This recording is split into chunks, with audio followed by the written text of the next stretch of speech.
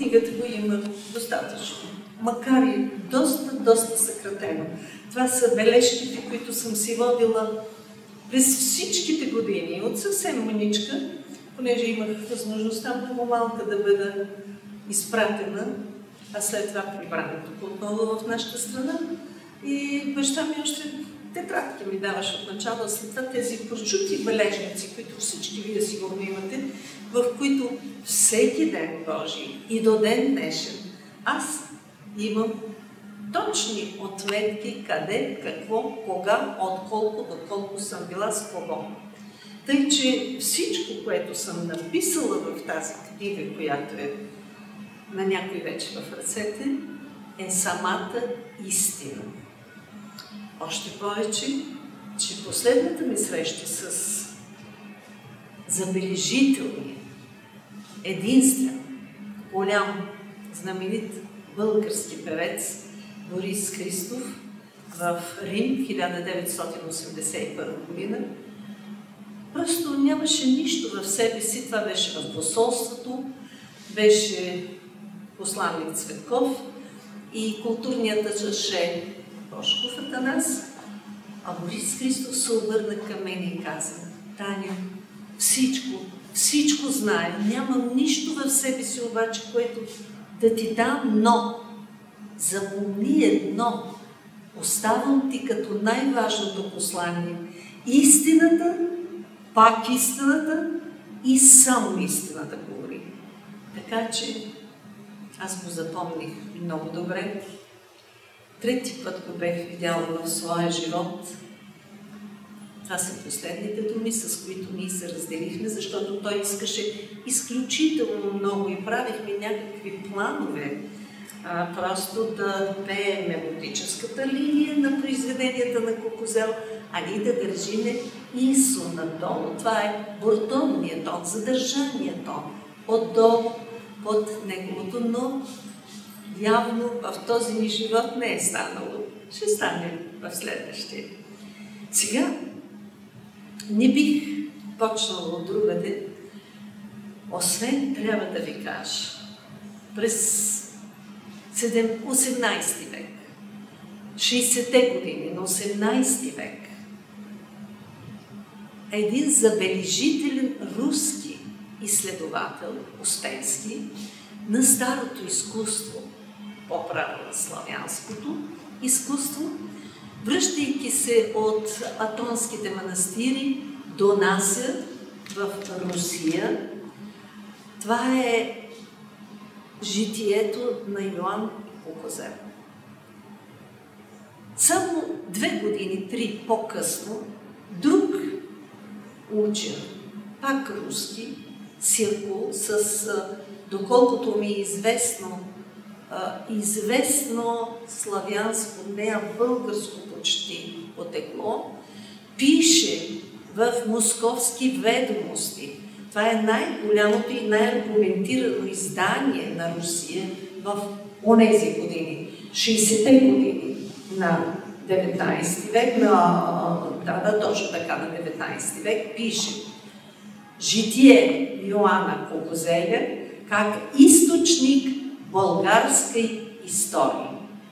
Аз мисля, че няма нещо по-силно в нашата история от това заглавие и съответно публикацията на житието, което е донесъл Успенски, и съответно с невмените сборник, който е към житието.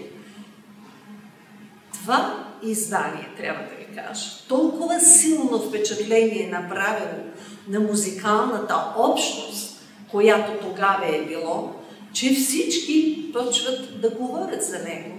Но до нас, до българите, достига благодарение трудът на Петър Сарафов. Това е бащата на нашия голям актьор Кръстю Сарафов, който издава в 1892 година житието заедно с невмения сборник.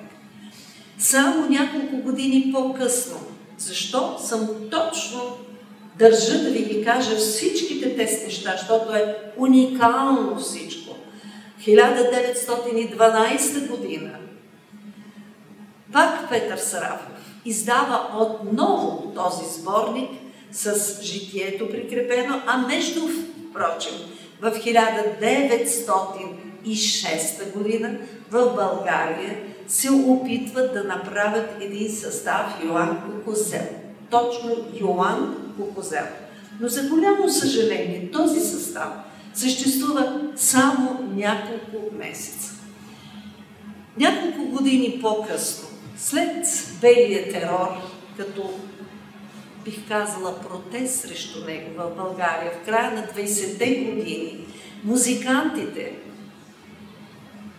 Петър Динев, Асен Найденов, Марин Големинов, професор Джуджев, Асен Василиев, художникът и още няколко други се събират тайничко, не по партийна линия, не по някакво си нареждане, а тръгват по една пътека към Витоша и на една полянка си пеят и учат невмените знаци, за които ги е учил самият Петър Динев. Така, фактически, постепенно личността на Йоан Кукузел навлиза все повече в познанието и средите на нашите музиканти. Но в 1938 година Петър Динев, този, който пръв превежда от невмените знаци, това са своеобразно писмо, с което се отбелязват произведенията музикални. Нещо, както ние всички с вас познаваме нотното писмо, а и най-малките български деца и в целия свят децата знаят нотното писмо. Така Петър Динев издава в 1938 година този невмен сборник заедно с житието му. Но това е 1938 година. Вече българският автор Добре Немиров пише книгата Ангелогласния. Това е нещото, което за първи път дойде в моите ръце и аз бех толкова силно запленена. Бех много малка, трябва да ви кажа, искрено. Това е 1941 година, 1942. Аз 1941 година по такива обстоятелства 2 години по-рано тръгнах на училище. И толкова силно впечатление ми направи този разказ на Добре Немиров. След питах баща ми, той каза, бъди спокойно, ще те запозная с самия автор. И действително, понеже бяхме съседи там на улица Евлоги Георгиев и Априлов, и сега има плоча на Добре Немиров, там живееше той, а ние живеехме на другия ъгъл. И съответно аз се запознах с Добре Немиров. Толкова силно впечатление ми направи разказа му, че на мен ми беше винаги много интересно, щом го видя, да запитам нещо още от той, което са ми прочели и той, което аз вече можех да чета. Но, как да ви кажа, има превратности в живота на човека и започвайки да свира на цигулка и пиано, влезах в детската музикална школа, първата държавна детска музикална школа, 1946 година, по-късно бодра смяна, след това детския хор на Народната опера при Асен Найденов, след това хора на Софийските девойки, след това средното музикално училище, завърших и с двата инструмента, продължих музикалната академия и в първи курс на музикалната академия трябваше да слушаме лекции по история на музикалната, на българската култура. За първи път чух там, в студио музика имахме лекциите, там не се водиха. Не знам, може би тези, които са били по-рано в София, знаят, че в Зала България, Бирхале България, там се намираше студио музика, там слушахме нашите лекции. Винаги не ги не прожектираха, а промотираха с музика и така нататък. И за голямо съжаление преподавателят, който ни изнасяше лекциите, каза, че първият български композитор е Добри Чинтурев с неговите революционни песни. Но аз съм от тези, които не могат да търпят нещо, което знам, и щом го знам, трябва да го кажа. Аз дигнах ръка, след като той каза, има ли някой нещо да каже, сказах да, аз, и казах, че първият български композитор е Йоан Кукузел. И аз съм го учела в Добри Немиров, има го, баща ми ги е показал в Брата Данчови, макар че там са сбъркали годините, нали, в енциклопедията и така нататък. Но след това нещо получих първото си наказание. То беше 1 час да седа вън на студа, треперейки, нямах в себе си нито пари, нито нищо, за да си купа поне 1 чай там в сладкарницата. Но така, мина наказанието ми. Продължих да уча. Първата година не можах да положа изпит, защото преподавателят ми каза не. Втората година си положих изпита и за първа година, така и 4-та година положих за 3-та и 4-та. Но от този момент, трябва да ви кажа, за мен настана, трудно ми е да кажа, но знам едно, че допреди няколко години бех непрекъснато гонена за той, че се занимавам с Йоан Кукузел. Но това е друг въпрос, нека да го оставим на страна. Минах години.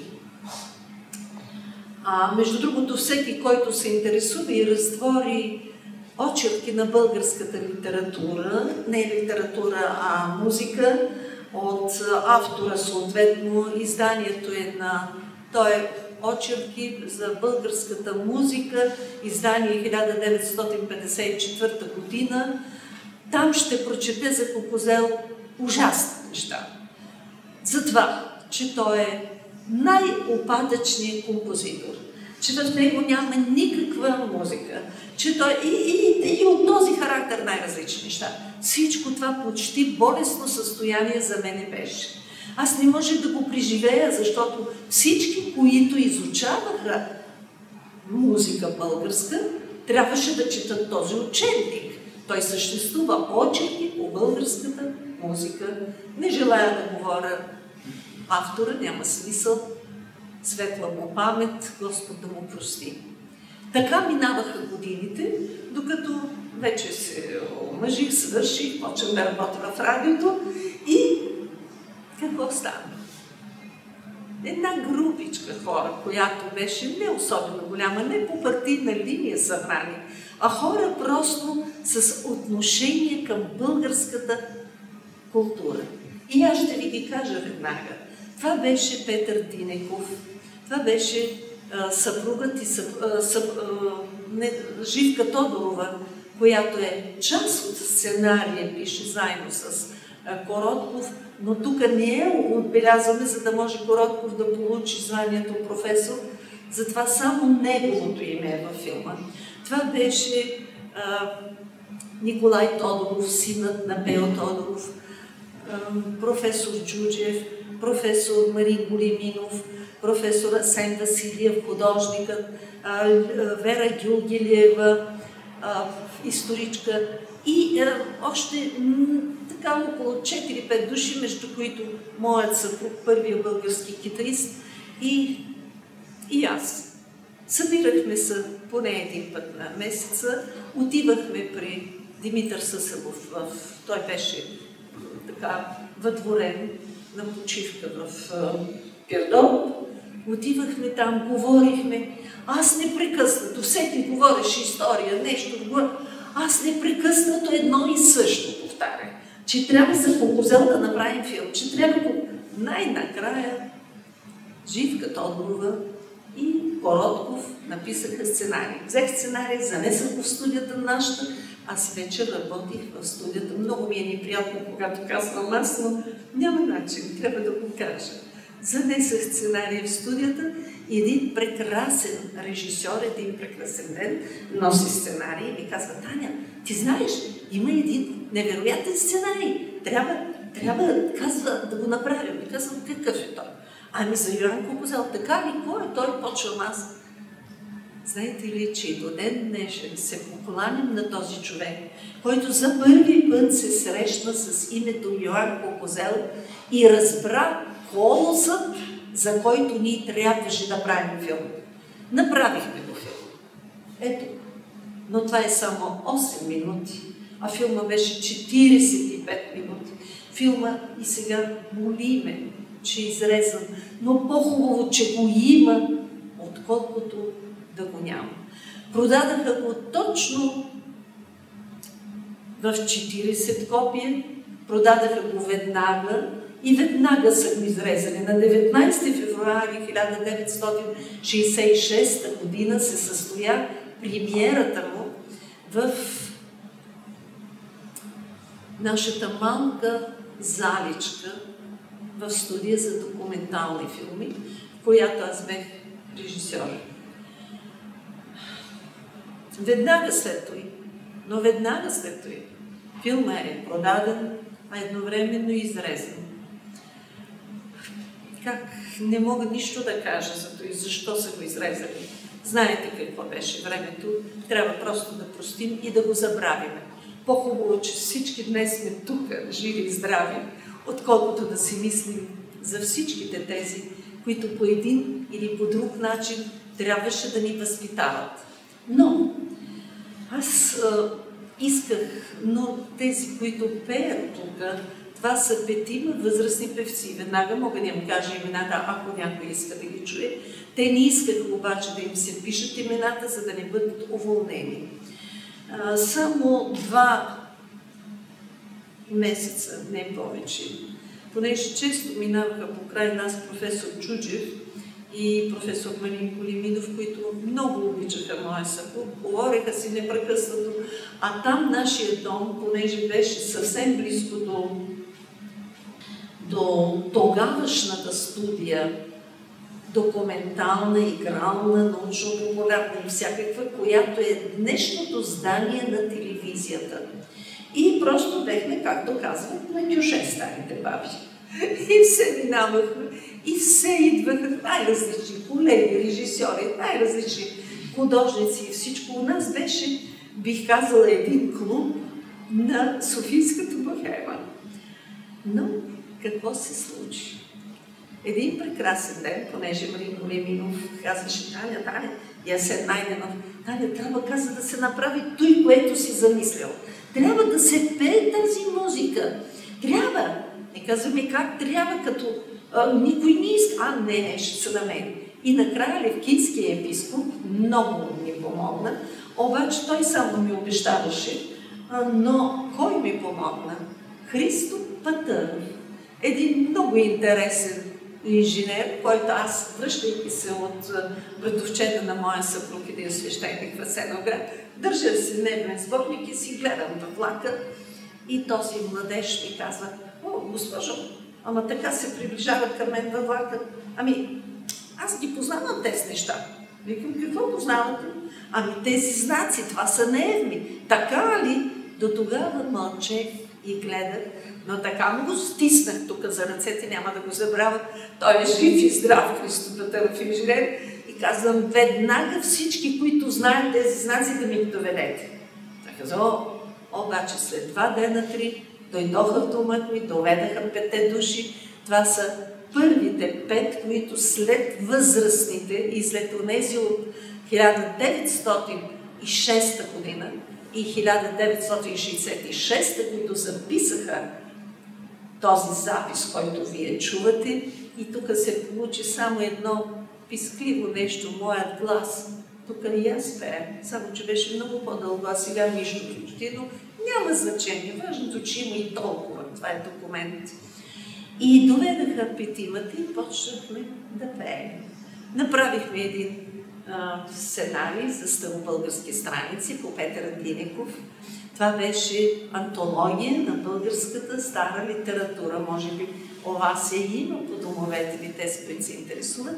И оттам просто различни моменти от камените надписи, заедно с песнопение, направихме едни песни слова от Средновековието. О, какъв възторг беше, ако знаете.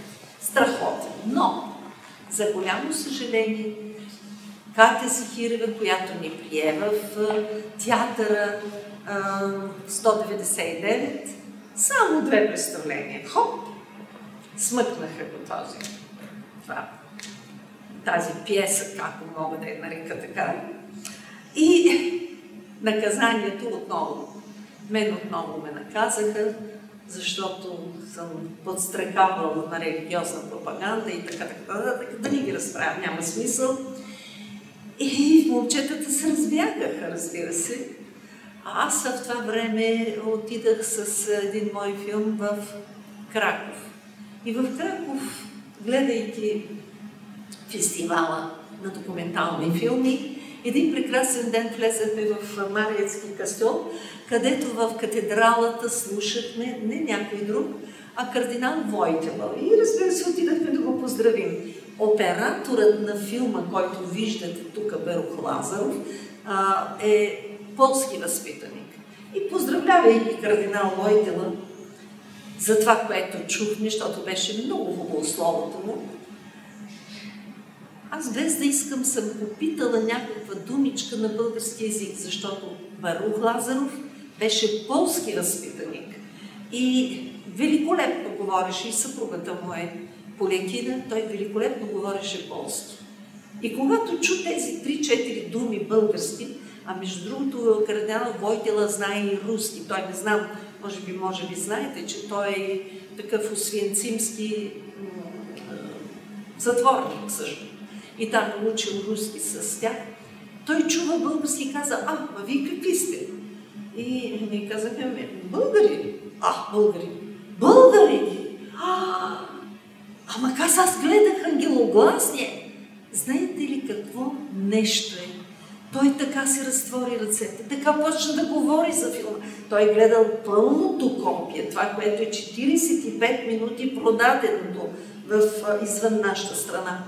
Такива неща каза, но ви сте щастливи. Само 200 години по-късно Менделсон възражда Бах, а ви 700 години сте възродили не някой друг, а Кукузел, първият български композитор.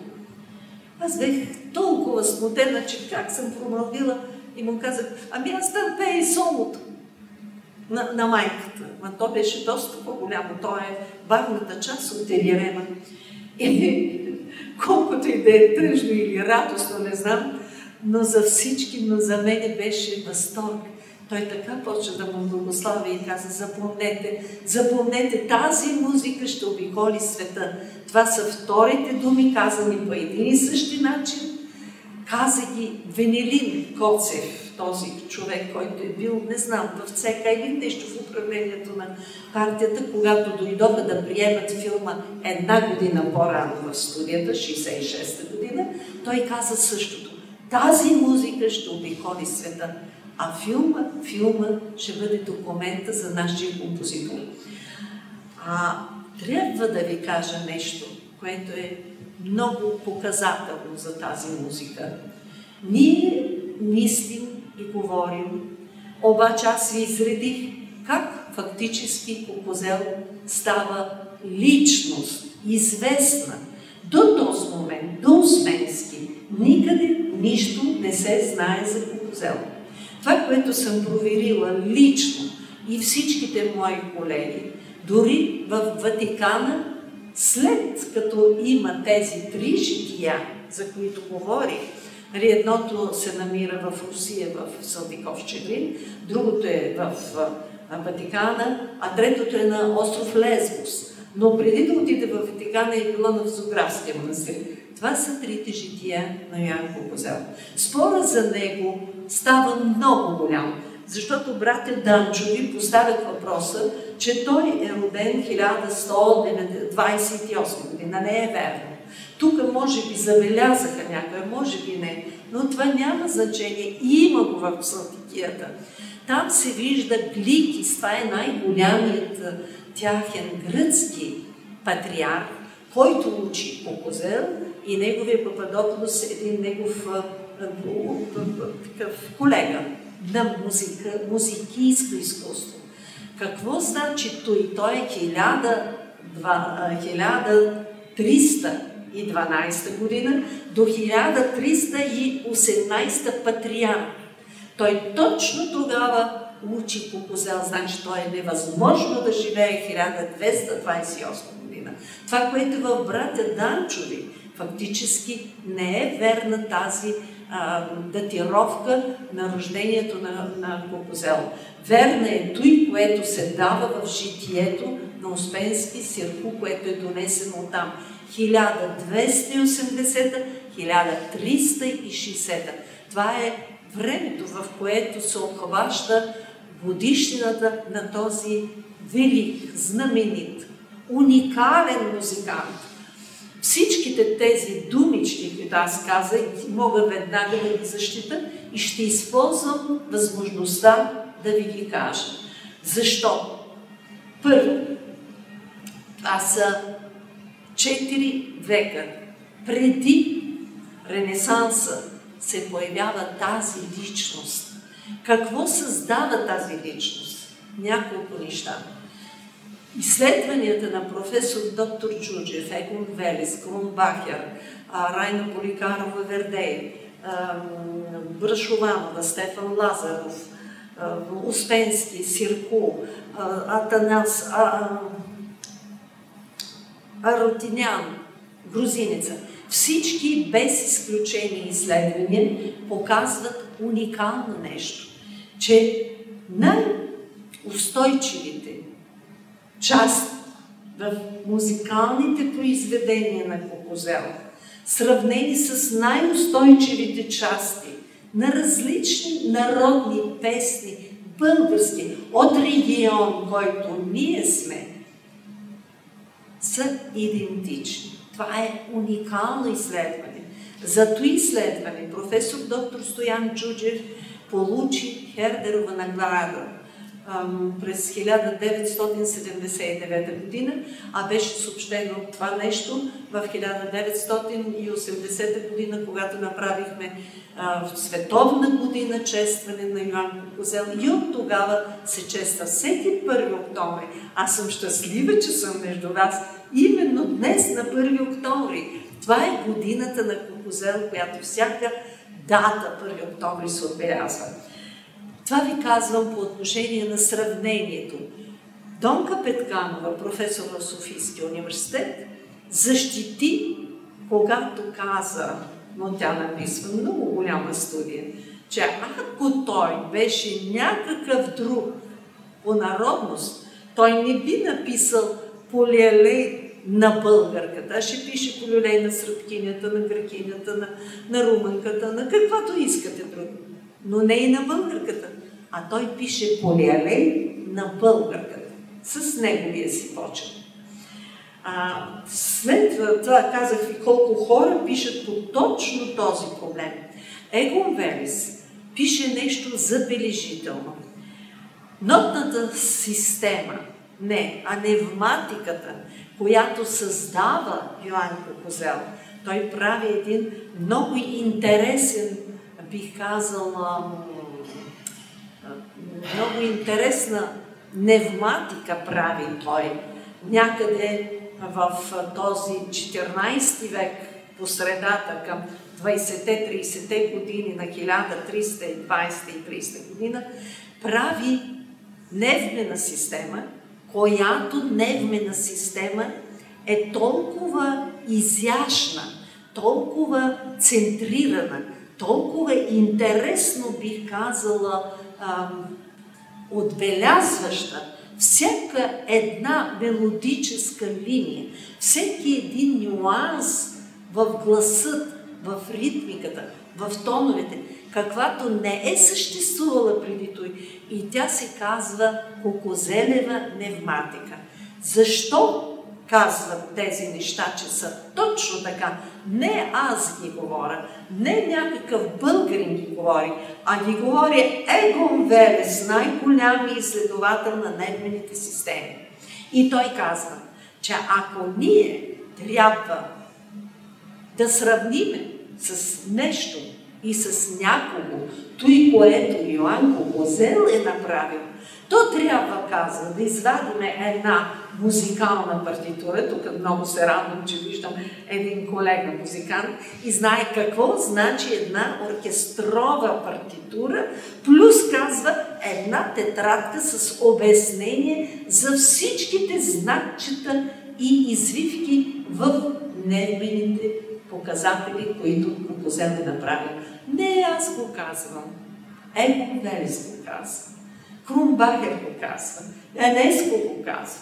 Това са личности. Алан Буш, когато посетих Византоложкия институт в Лондон, директора на този институт беше Алан Буш.